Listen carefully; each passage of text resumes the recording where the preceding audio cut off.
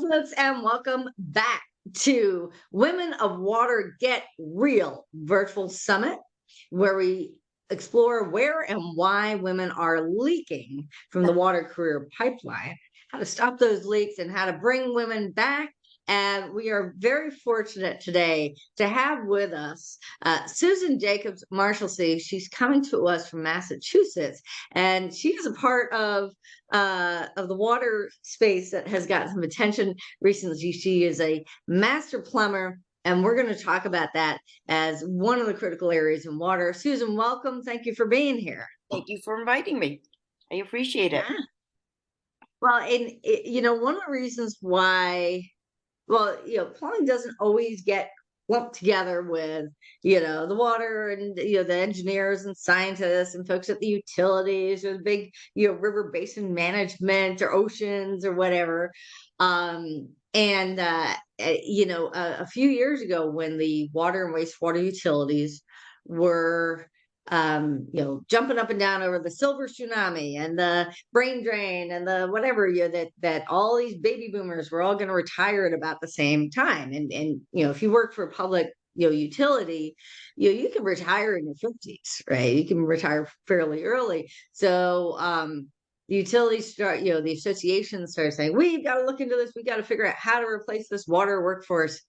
And they commissioned this big study from the Brookings Institute, gave him a bunch of money, which very typical for, think tanks and whatnot. They give it to some young kid just out of school, this young man, to figure out, what was up with the water workforce. And he went to, I don't know what kind of guidance he got or what, but he went to the Bureau of Labor Statistics, said, gee, I wonder what are professions that have something to do with water. Oh, let's pick plumbers. So he mixed the plumbers in with all of the water, wastewater, utility, and environmental science and other related professions. And so you got this very large number of plumbers because you got a lot of independent plumbers. And then when they looked at the gender as well as race, pretty much white male. So tell us a little bit about what has your experience been as a plumber? Wonderful. Just totally amazing. I kind of didn't have a choice. I'm fifth generation of master plumbers. Jacobs Plumbing started in 1895 in Boston. And to be able to say that is a huge accomplishment. Not sure how many women are plumbers in Massachusetts. As far as apprentices, journeymen, master, I don't have an exact number, but I know it's not a lot percentage-wise. I just looked at the PHCC handout at the trade show of who just passed journeymen and masters, and I think I only saw one woman out of 2 pages, and I didn't count them, but hundreds. So yeah, it's funny. As we've been developing Water Citizen, every now and then I kind of pick up a little odd job here and there, just kind of keep a roof over the head and all. And for a while I was at this marketing firm phone bank thing that all of these professional association journals, and just so you know, we have Water Citizen Media, which we created specifically to create content that's more in sort of a mass media format, not technical journal stuff or trade association, trade journal stuff. And to do it online, which when we started in 2012, that was, we started working on this in 2010. I mean, that was really early. A lot of the newspapers were still transitioning, going digital, right? But why did I start on that?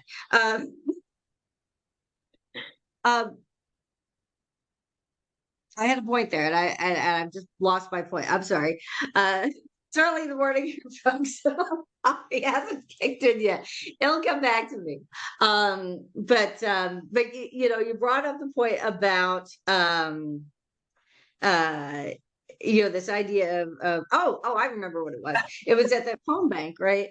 And it was one of those places that is hired. So if a trade publication, they sell, basically their revenue model is they make a whole ton of money by selling the ads in between the articles. Right. So they might get people maybe know what they're talking about, hopefully, but try to focus on what the audience wants, but then it's ad space, ad space. So in order to confirm that they're not just saying, we provide our publication to, a gazillion plumbers or whatever, they have to have a third party organization that actually calls up every contacts every recipient of that and confirms that yes, they are still a plumber. And so I was doing that, and because they knew I had a water background, they would give me, well, first of all, they give me all the scientific journals with very long names, and and I was doing like there was a magazine all about gas chromatography and mass spectrometry, and I had to say that very quickly.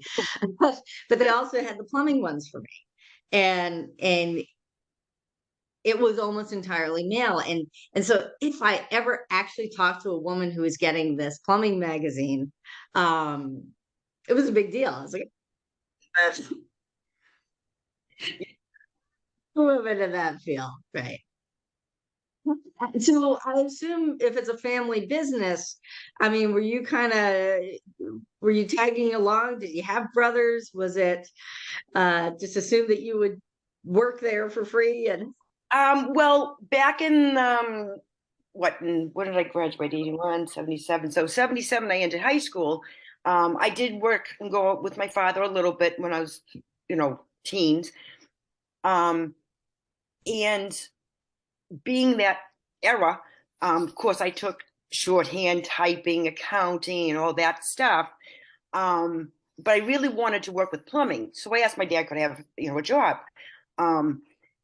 And he's like, well, girls really can't be plumbers. And I was like, oh, to make a long story short, he brought me out on a job. He put me to a test about moving 200 pounds from the cellar to the outside.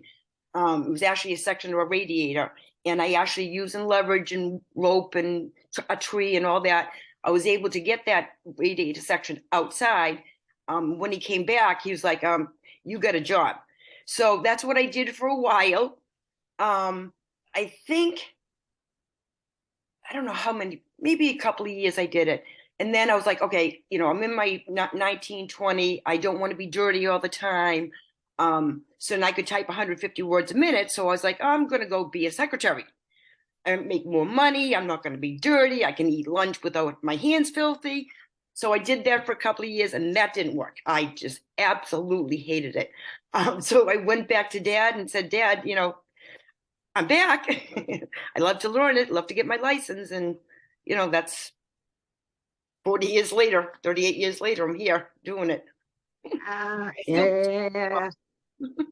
And were you an only child, or are there other sons and your other brothers?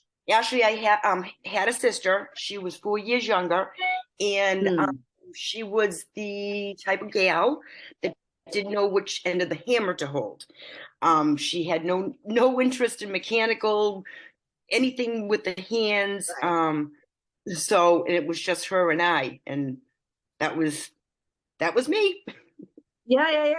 And I grew up, my mother's a doctor, my dad's an engineer, and I, really got into, especially system stuff and figuring out how to fix things, and, whether it's with my hands or with tables and spreadsheets. Like right now, I'm trying to sort out the 44 speakers on this program into, the different, and it's like, well, this is cool. It's like Tetris, this one goes, yes.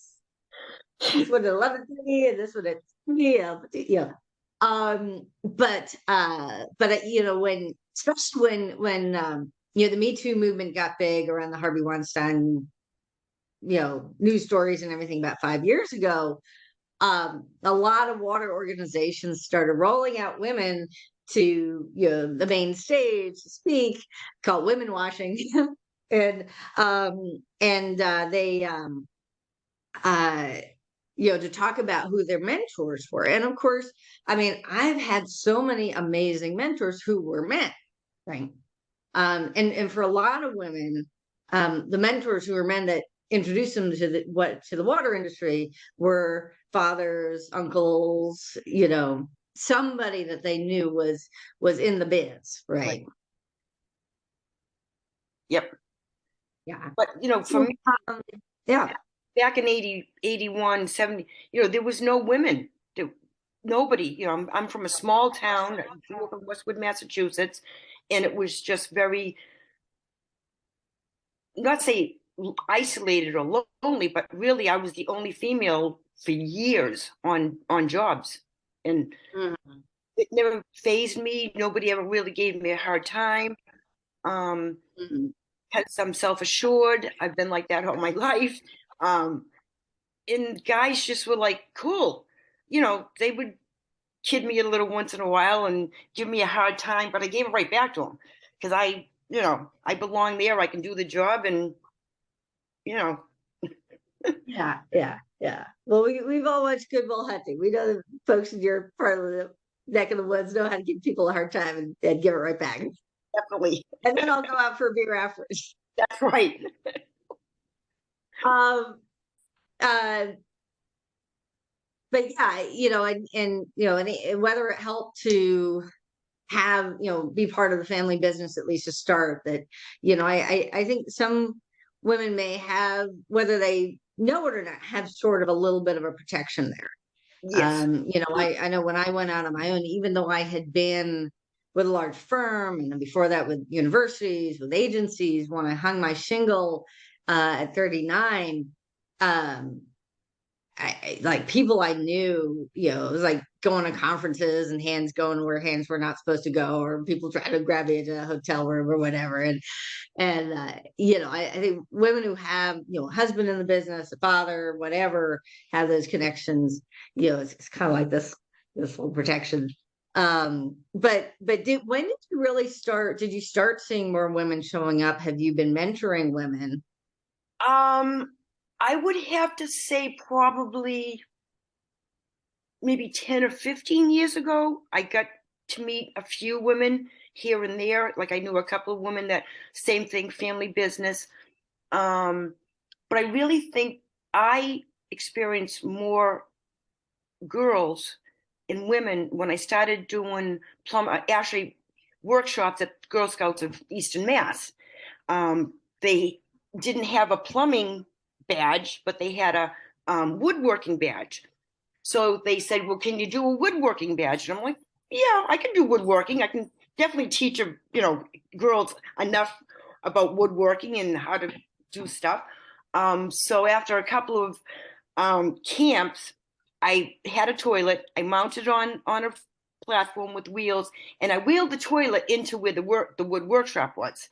So after I was done through the wood workshop, I brought out the toilet. I showed them how to test for a leak, the whole parts of the inside the flush tank.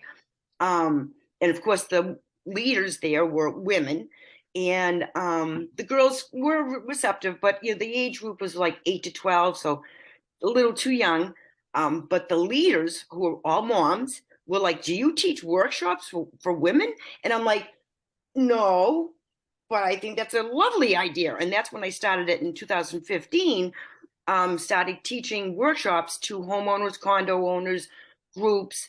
In my house, I have a whole workshop that has a tub, toilet, disposal, a whole bunch of stuff that I actually have show them, and they can actually hands on try something, which Yeah. is fun. We actually, and now I'm going to blank on the name of the organization, but when we started our virtual water leader lab, or the virtual water education lab during COVID, and teaching people who are in the water space who needed to teach, their clients or agency personnel or peers or whatever, about something water related. There was an organization. Crap! I need another cup of coffee. I think that that joined our class, that had been doing trainings for a long time, because their thing, it was two, I think, they were plumbers. Um, who were teaching green plumbing and green home fixtures, and like how to set that up, and water saving devices. And they're out of Berkeley, California. And so they would do it in the classroom, and they might also have some folks working for the states and regulators in there, because they needed to understand this stuff. And so if you were going to replace your stuff with some high water saving devices or Right. whatever. And then they wanted to switch that online, and we showed them how to kind of reformat their page, so that it wasn't just click here for classes. It's like, why do I want to sit in front of hours and hours of videos, and turn it into, hey, here's what you're going to get out of it, and here's like kind of like what we're doing with the summits. Hey, this is why you should watch this video, right? Right. 40 videos, an hour, 30 minutes to an hour long. People are like, why should I watch these videos? Well, here's what we talked about. This is what's really cool about that. So it's it hasn't been. In fact, we also talked before we got on about someone I met through the International Association of Plumbers and Mechanical Officials. This guy Greg Chick, and you could see him Yep. here with his uh the part that goes under the sink, and Right. in the trap, and where things get caught and whatnot. And that we did this during COVID, right at the beginning of COVID. He and I were like among the first people to start really regularly putting educational materials out. He had this little plumbing show, and but when we went online, it was all these people who are professionals who can design a wastewater treatment plant, and they can't fix their own toilet. Right. So do you ever get water professionals? Is it mainly moms, or I don't know, folks, type in the chat. Do you know how to fix your own toilet? Can you fix a leak? Can you fix your sink? Can are you dependent on plumbers or hiring someone every time something happens, right? Um, the thing with the YouTube videos, sometimes I do watch them because I want to make sure that um if they're edited too much, are they showing the true thing of it? Because when I talk to my customers, I'm like, yeah, you can watch YouTube, you might be able to do it, but there's editing in there, or this old house, they're remodeling a bathroom. You watch that whole procedure in a half an hour. It takes 3 4 months to do that job. It's not always what you see. That's why when I have a customer, I'm at the house and they say, do you mind if I watch? And I'm like, absolutely, come on over. I'll just, tell you what I'm doing, why I'm doing it, how I'm doing it. And that knowledge is empowering. Not necessarily that they will do it themselves, but I respect them Mm. enough to show them and explain it to them. Because I'm a simple person. I don't talk with big words. A is A and B is B. And, that's how I approach everything. It's interesting. When I first moved back to DC, I had this opportunity to rent this big townhouse on Capitol Hill. It had extra rooms. I was like, okay, I can rent these out to interns until we grow the organization. And the owner, it was like really cheap when we started, and the owner would keep bumping up the price every year. But he would only allow us to use his plumber. And I remember one time we had a big break with that really cold winter a few years back, and I was about to go to the train station. The water's like seeping under the door, and thank God I found it before I left. But so I had to call someone else, and got in a lot of trouble for that. But normally we'd have this guy Posey, a million years old. He had worked for the city of Arlington utility before he became went out on his own when he retired. And so we'd like sit and talk, because I'm a water person, he's a water person. We just kind of chat while he's working on fixing the plumbing. So the little subletters, kids just out of school, they're happy, right? And after he got to know me, after I'd been there a few years, he let me know that the owner had never taken out the lead pipes in the house, Really? and had not disclosed. So when I brought that up, that's when things started to go downhill with the house, and that's one of the reasons we don't live there anymore. But They say yeah, lead water you pipe. run into that. I mean, Massachusetts is one of those places where people have lead pipes, right? Lead service lines. Not so much anymore. You talk about lead water piping or Yeah. galvanized? Yeah, I Well, don't. and yeah, it's the two things. It's the lead pipes themselves, and then the solder, yeah, the attachments. Yeah, There's sometimes lead there, right? yeah, there's lead in the solder. But they changed that. Now you have to use 95.5. Um, so houses, I don't know, 30s, 40s, 50s, all have lead in the solder. You'd have to totally repipe the whole house, which can be done because everybody presses and nobody solders anymore anyway. So crow press, it's not that big of a deal to replace it. Um, Yeah. you know, Yeah. I mean, have you been contacted at all about that? Because right now the federal government is putting out all this money for replacing all the lead service lines. No, you haven't seen oh, that. I don't see very many lead water lines. I still see old Galvy lines. Um, which on the threads it rots, so they end up using soft roll, and they'll supply the house with soft roll copper from the street into the house and run it through, push it through the old galvanized, but not much anymore. Very, Hmm. very rarely. I've seen galvanized, but we just replaced that.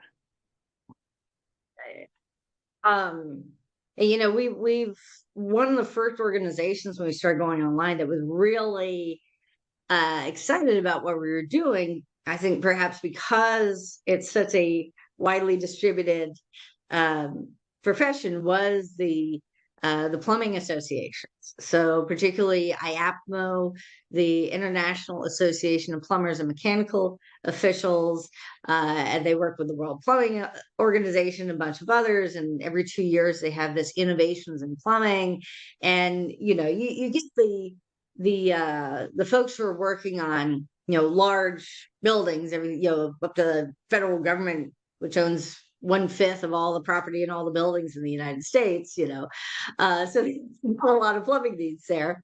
Um, but also, the mom and pop shop plumbers, right?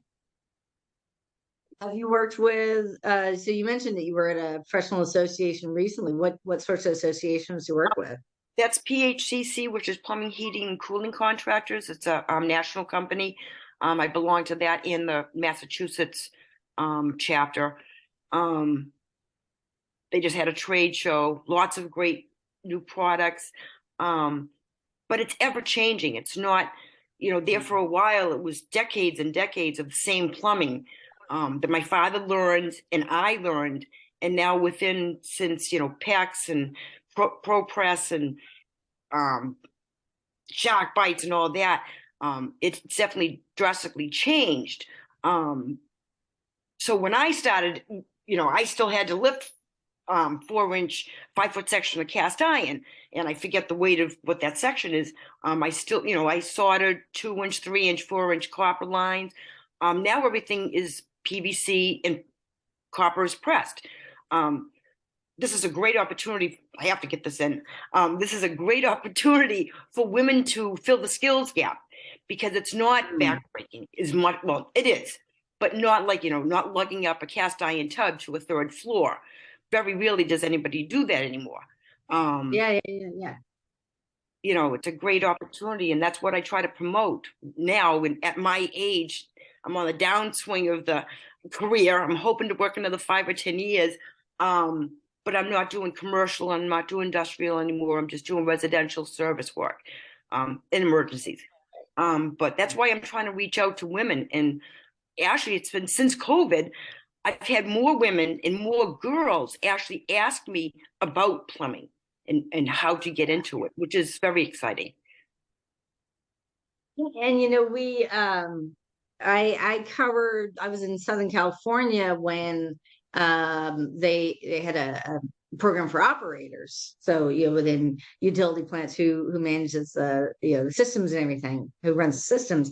And there's a little, like definitely the oldest in California, maybe the oldest in the US, this operator training program that had bounced around from, community college and college to college, all up and down California. And the school at Cuyamaca College, kind of east San Diego County into the desert, surfing there.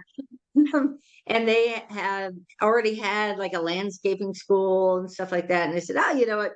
Go ahead and put your program here. And they were able to attract all these, companies that have the pipes and pumps and everything. And they put that out on a little test area that people could run around and, actually practice, and, the plexiglass so you could see what was going on underneath in the pipes and if you did it right.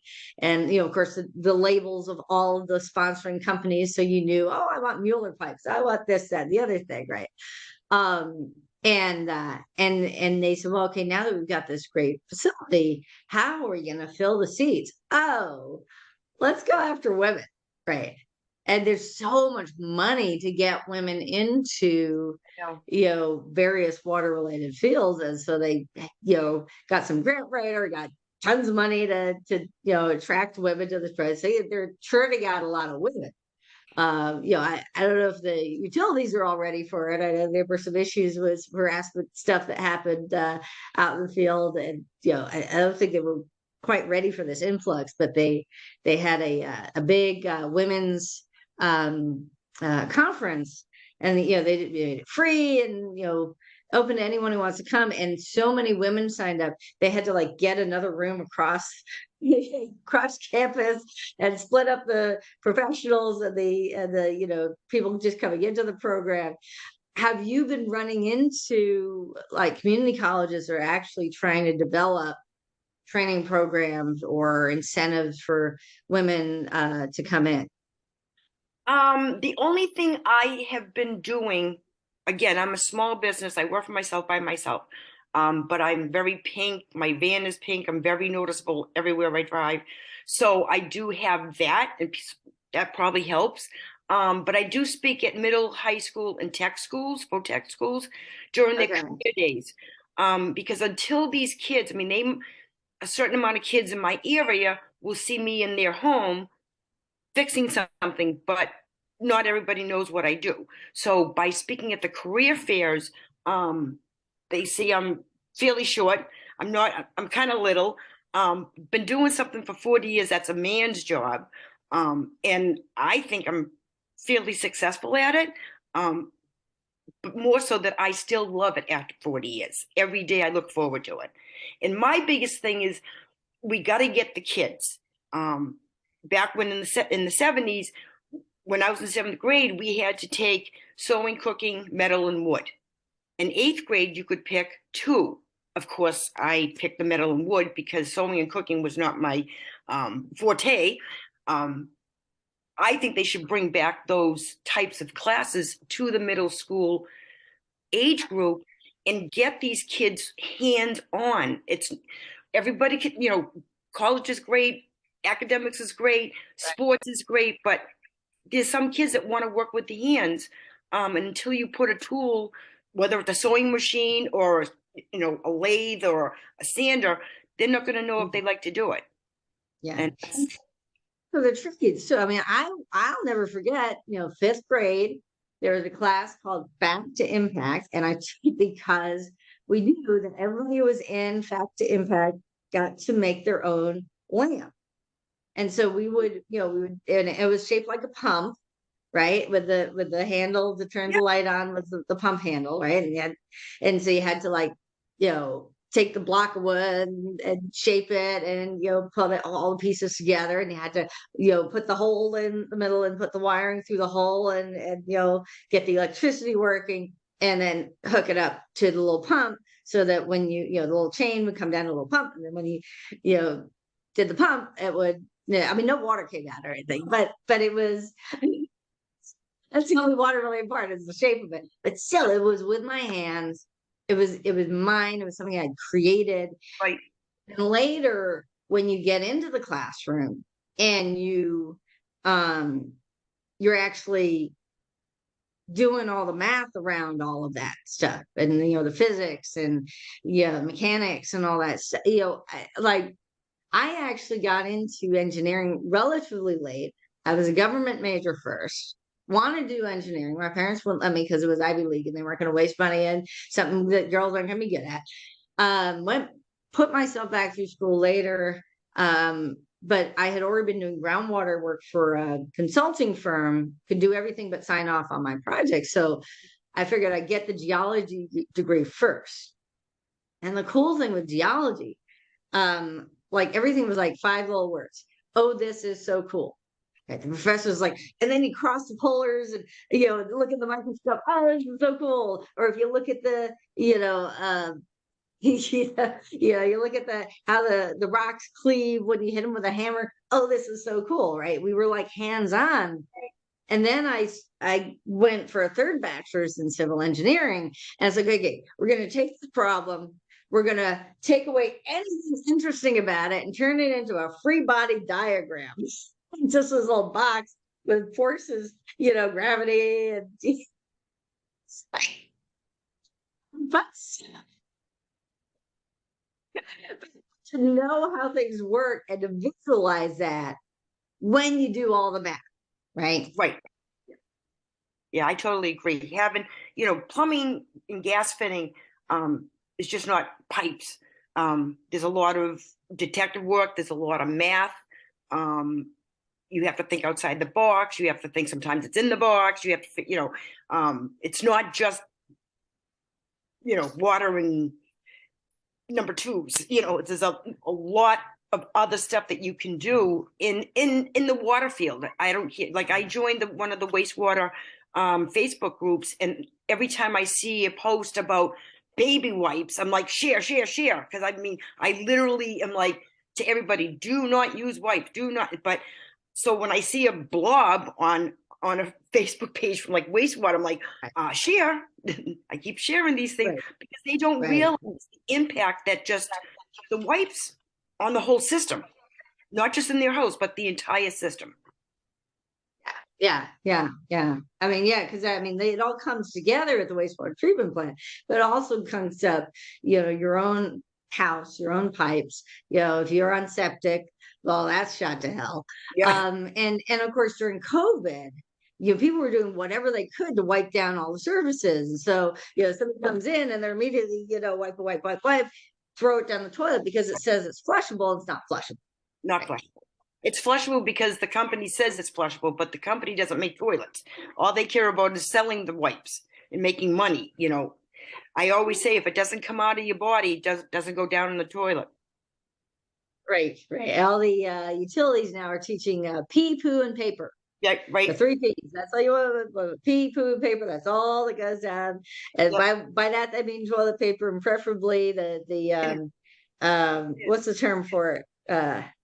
You got to read on the toilet paper rolls. It's going to say biodegradable or Yeah. whatever, that flushable, flush friendly, whatever it is. So you want to look for that toilet paper that is, because some of the stuff is super soft, super strong, or whatever, and it takes a little longer to break down. Does. Yeah. Yeah. No. Especially the old systems. Yeah. No soft toilet paper. Thin. Right. So you were doing the mom training programs for the moms of the Girl Scouts, and you were doing those at your house. Were you getting any support from the school or anything? At my house, I've done women's groups. I have a husband and wife couples night, mom and me, whether it's a mom and daughter or son. Um, but I keep it down to 12 people. I don't do anything huge. I have them send me questions before the class, so I can make sure that I have, if they were asking about a toilet, I make sure I have that part. Or if they want to know how to change the bleeder on a radiator, I have that. I actually just picked up a radiator off a job, and I brought it down to the workshop so I could show them how to change a radiator bleeder valve. It's all little things. It's not anything that's going to get themselves in trouble, but Yeah. the little things can save money for them. And with the shortage of tradespeople Right. becoming severe, what is the average of a plumber? 56, 59, somewhere around there? What's going to happen in 5 or 10 years? None, all us old plumbers are not going to be around anymore. to fix Right. the old things. Um, so if somebody can, that's the workshop. If somebody can save themselves one service call a year, the class pays for itself. But Right. it's empowering them not to be afraid. Yeah. Yeah. I mean, I'm actually looking up because I actually have a hole in my wall because over the holidays, my I just moved into top floor of an old condo co-op building, and uh and then when it got cold, I didn't know how to turn turn the thing on the side of the radiator so the heat would go on. I'm sitting there freezing. I finally had someone come up and show me, because like I should be able to figure this out, right? Right. Gotta be figure this out. They showed me how to do it. And then but then we get like super hot in here, because a lot of old people and older folks still like plus just the way that it's and everything. And I think maybe I turned it off or something like that. But for whatever reason, and then it got like really cold again, and suddenly I get a bang, bang, bang on my door from maintenance that the downstairs neighbor had seen leaking down their walls. And so they open my walls, and they found a leaking pipe. And so they, repaired the pipe, but then you have to wait months for the wall to dry, and Right. then bring in the guy to do the drywall and paint it back over and all that kind of stuff. And he actually was doing it right in the middle of the summit while I'm doing the recording. And the guy was, he had earbuds on, but he kept singing to the songs that he was listening to. And I was like, I'm trying to figure out Spanish, remember my Spanish. And like, you guys can see, I have a tough time sometimes remembering the English words. So I'm trying to remember Spanish. And like looking up, and he's like, "Oh no, it's quiet. It's in the earbuds." It's like, finally, I said, "No canto, no canto, no singing." And I finally was like, "Look, can you guys wait until I go up to the United Nations for this, UN summit thing, and then you can come fix the wall." But I mean, it's nothing. So you got the toilets, you got your sinks, you got your radiator. Um, I mean, there's water. And we also talked to someone about wells. I've worked with a lot of groundwater folks, and that's also kind of independent consultant, very male. Go out to individual homes, and that was one of my first assignments when I was in environmental consulting. Was I would go do the assessment at an individual homeowner whose well might have been contaminated, and then work with them on the paperwork to get on city water, right? If they couldn't use their well anymore. So do you get into wells, or just the connection between the well and the house, or? No, I don't have anything to do with wells. I used to years and years ago, but I found that the service work and emergencies for me right now works better. Like I think I said Mhm. before, I don't do commercial industrial because there's plenty of plumbers that just want to do those kind of work, that kind of work, and a lot of plumbers don't like service work because it is a pain in the neck. It's time consuming. Um, you have to be a detective sometimes, like you said, if something's leaking, like that frost we had 3 weeks ago. I worked like 14 hours straight for 4 days with burst and frozen, water lines, um, which I loved because that was just awesome. Definitely adrenaline thing. I love having that kind of pressure and being able to help people get water back in their house so they can function and have heat. Um, Mm. but yeah, there's not very many women. I've never seen a woman in the wells. I've never met a wastewater woman. I've never, I've talked to, like, I think it was at Quincy Tech School during a career day, and there were all women, all mostly union. I think there was 3 out of the 25 that were private sector. Very few of us have the time to even hire kids because we're so busy.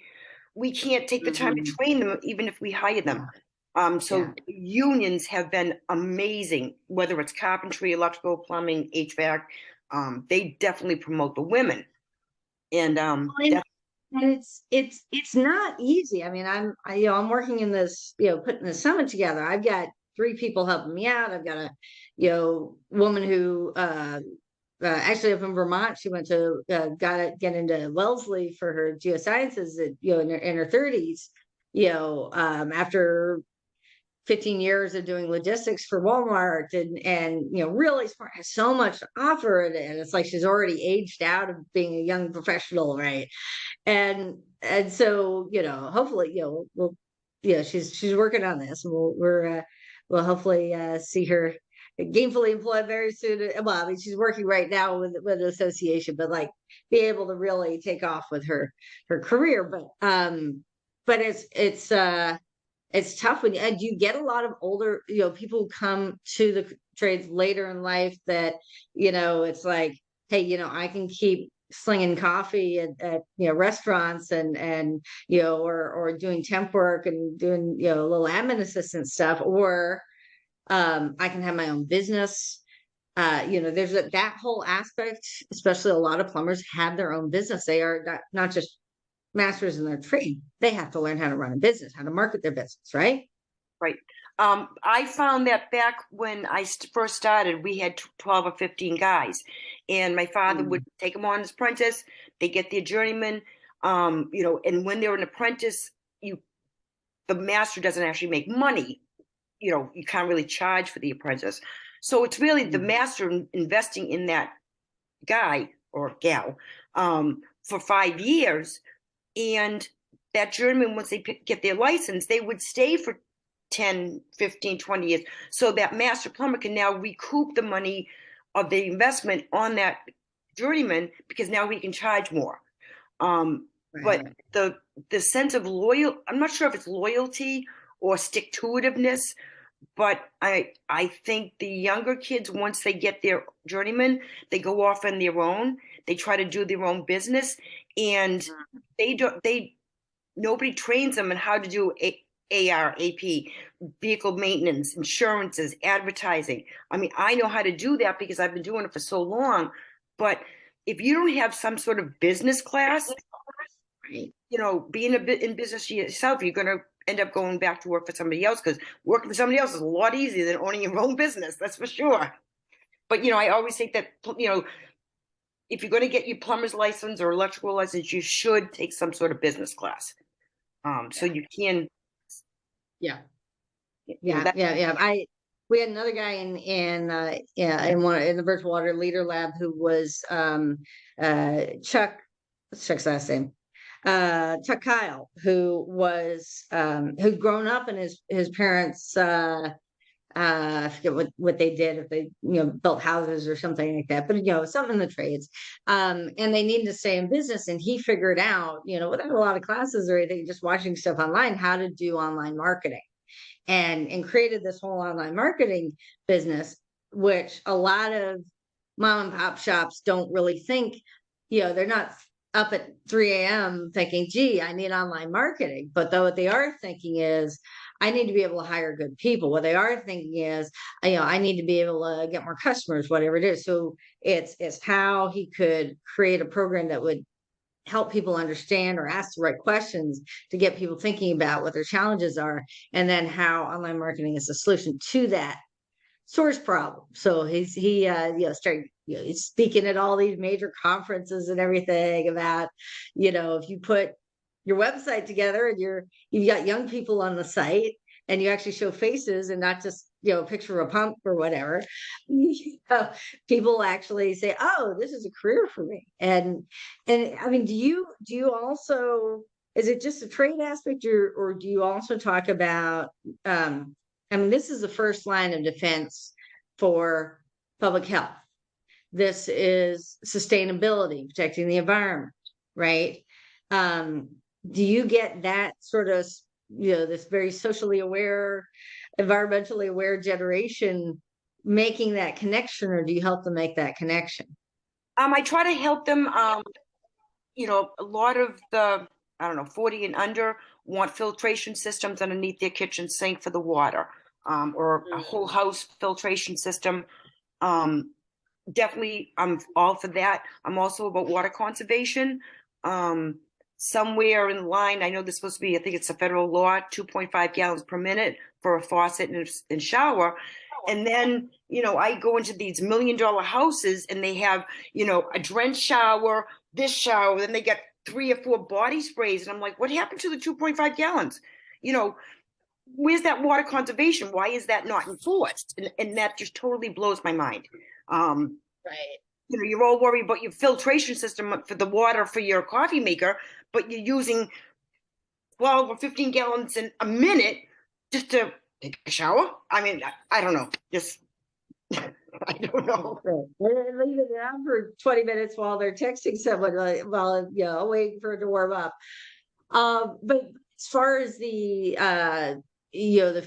potential employees or potential, future women plumbers that, women coming into the profession, is it just, I want this because I want a steady income, I want to have my own business, I want to be able to make some money? Or are they also saying, hey, this is also a way I can take care of my community? We talked a lot during the summit about, the closing the water access gap in the United States, and then the fact that we've got, a couple million people in the US who don't have water and sanitation in their homes. Right. And then others who don't have adequate water and sanitation, lower income communities. And so do you get folks who see that as, not just as a business, but as a public service, right?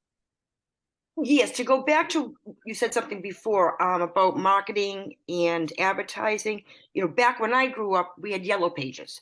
And that was, my father's generation was, oh, you're going to have your name in the yellow pages and, go into the little local phone book and I'm done advertising.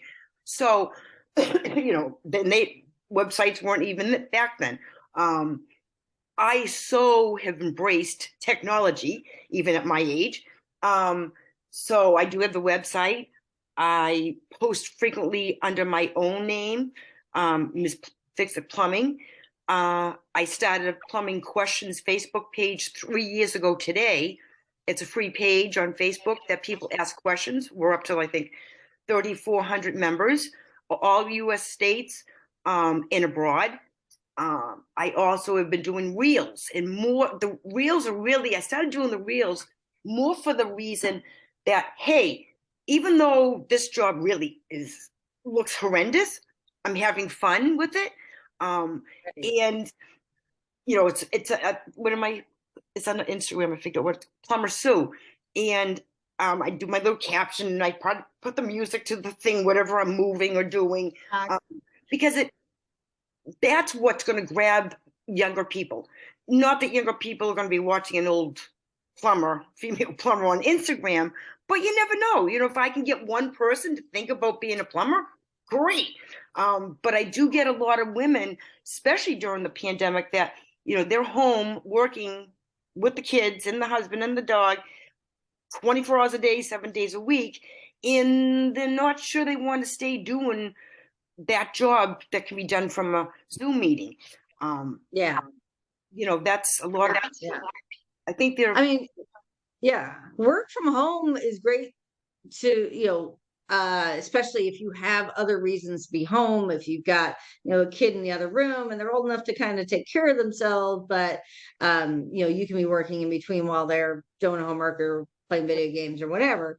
And, but, especially for women who are alone, workplace may be their main social connection and a chance to connect with other, especially other professionals. If you're an engineer or a science geek or whatever, and you like to hang out with other people who actually speak your language. That aspect of not being in the office can actually be really tough. And when especially, I say water is a team sport. I mean, with plumbers, it's a little more independent, but usually when you're dealing with like large systems and utilities and big projects and everything, you're working with a whole team. And I hear a lot when COVID first started, I see a lot online or talk to people about just how isolating they felt. And I started thinking about it, it's like, oh my God, that's what I've been feeling for 10 years. I thought I was going to be building something much bigger, faster, getting funding, all that stuff that never came through. And so it's usually just me and the computer, maybe a virtual assistant, and try to keep up with them on text and WhatsApp and emails. And it's like, can you tell me when you're going to start work? And so I can have something ready for you before you start. And Right. but it's and that's a whole nother story of managing team members remotely, and especially training new people right remotely, but who might think they know more than they know, or they say, oh well, you asked me to do this, but I thought this was a better way of doing it, so I did it this way. It's like, wait a minute, I have a reason for asking you to do it this way, because I'm going to do this with it. And you got to see the big picture. But yeah, so just that idea of uh, being able to be in a business where you get out and you're actually around people, right? You go to people's homes, especially now that we're not on COVID lockdown where you can't go to people's homes, and but now you can actually go to people's homes. You're interacting with people. It is a very social thing. It's a very social activity. Through the whole 3 years of it, I actually did not lose. Actually, I lost a week because I thought I caught it. But I worked every day. Face, eye mask, sanitize everything. My van, my tools, myself. 6 or 10 feet away. Essential worker, yeah. It was more work to stay sanitized than it was to do the job. Sometimes it was, trying to be safe. But I didn't lose any work. Where'd my mask go? Where'd my mask go? I haven't worn contacts in 3 years, and I like, because we didn't know if you could stick your finger in your eye, so I had to switch to glasses. And I never wear them at home, and then I go outside. And it's like, oh, can I get anything? I got to run back in to get my glasses. Well, that's funny that you should say that, because I've been wearing glasses for years, and I usually get the old lady rope, and it's always been around my neck. But during COVID, I'm in and out of people's houses. I'm in 6 or 10 houses a day, 6 days a week. So the mask was on and off, on and off. So I put my eyeglass rope on my mask so that I could just drop it when I was going into the van, and then put it back on when I went back into the house. So these still now, but they look nice. Okay. And you were saying before we started that during COVID, although congratulations, you've done an excellent job on your first Zoom meeting. Like, oh, it's not a single Zoom meeting, but you continued training people. How did you do that? What, for as far as customers, or the workshop? Well, I guess both. Well, the workshop, I just totally stopped it, just for safety's sake. And believe it or not, I've been so busy that I haven't even had a chance to pick it back up. But I probably spend, I would have to say, 5 or 6 hours a day, morning and, after work, texting, messaging, emailing people, about their plumbing problems, not just the Facebook page, my customers. If I know my customers well enough, if they send me a video, I'll walk them through it.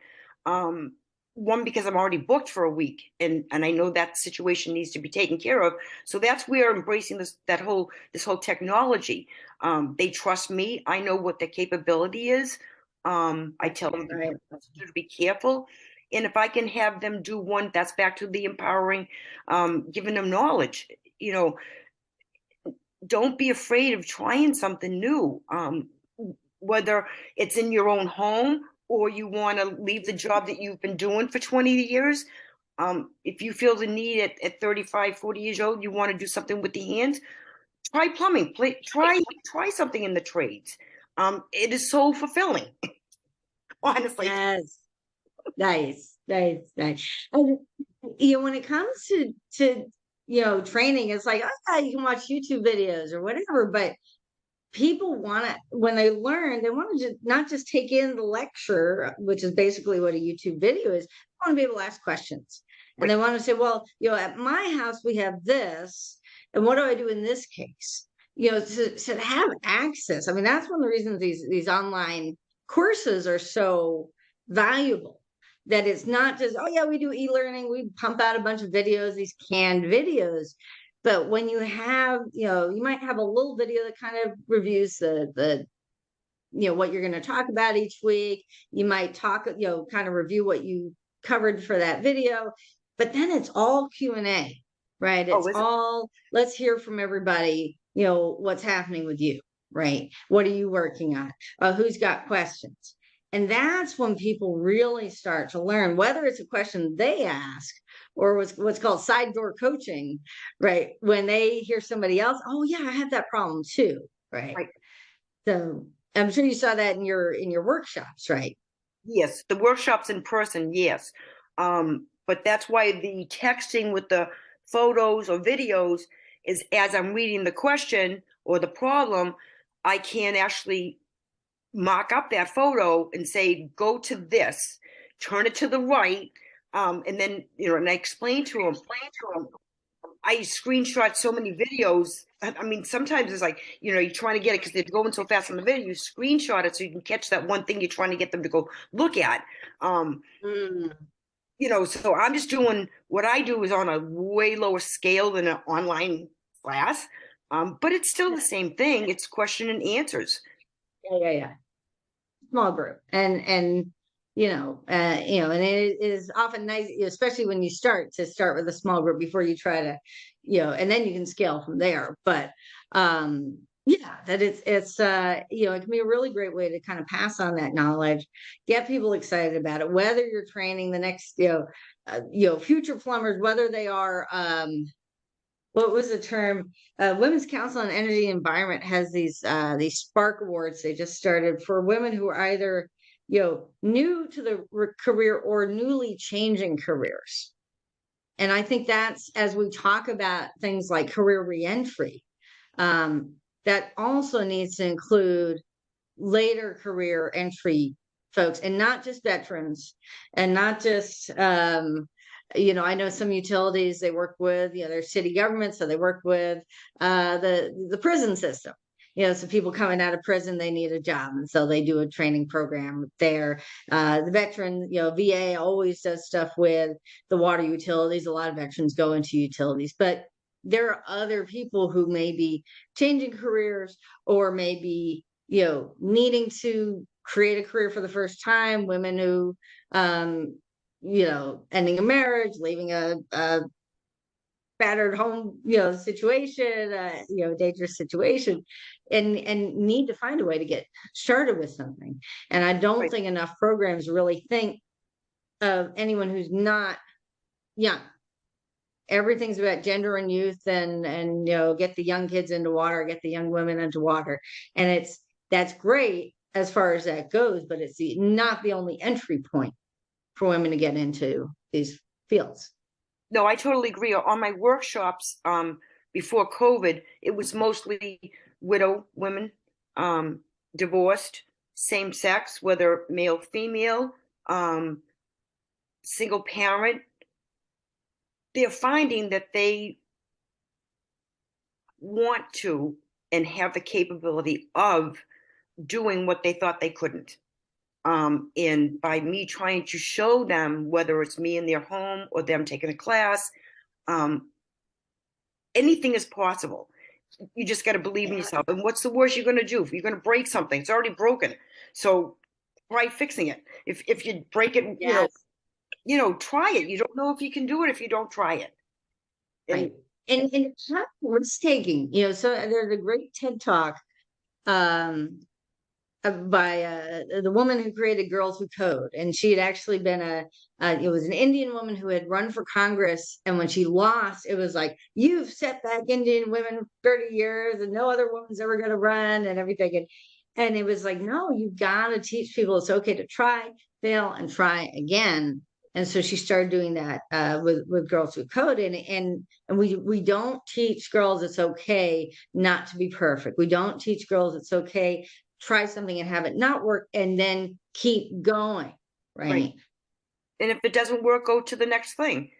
You it's all about believing in yourself, and to be able to have people that believe in you, believing in yourself and supporting you.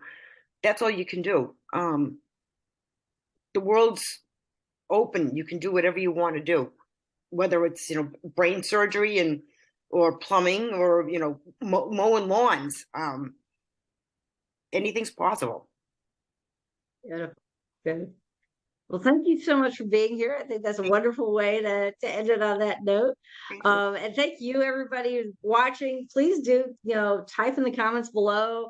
We're going to be able to either Sue might be there live if you can, or between jobs or whatever, sitting in the van, she can get on her phone, and we'll teach her how to do that. And or she'll, come back in the evening and check and answer your questions, or, we'll have a way for you to connect with her on this page. All of her information is available, and how you can actually, get involved with her classes, whether she, up in Massachusetts, or, who knows, maybe someday she'll do them online. So thank you so much for being here. And really, it's been a real pleasure to have you here. Well, thank you very much for my first one. I thought it went pretty good. Fantastic. All right, folks, come on back. We'll see you at the next talk. Take care. Thanks so much for joining us for this extraordinary conversation, one of 45 extraordinary conversations we had as part of the Women of Water Get Real virtual summit, where we explored where and why women are leaking from the water career pipeline, how we can stop those leaks, and even bring women back to water. I hope that you will enjoy all of these amazing interviews. If you don't have a chance to watch all of them during the summit, you have the opportunity to join us with a power pack and get lifetime access to all the videos, as well as an opportunity to join us for 30 days in a brand new community where we will dig even deeper in live facilitated conversations about some of the issues that are facing women in water. Look forward to seeing you there. Please join us at watercitizen.org/women, watercitizen.org/women for more information. See you again soon.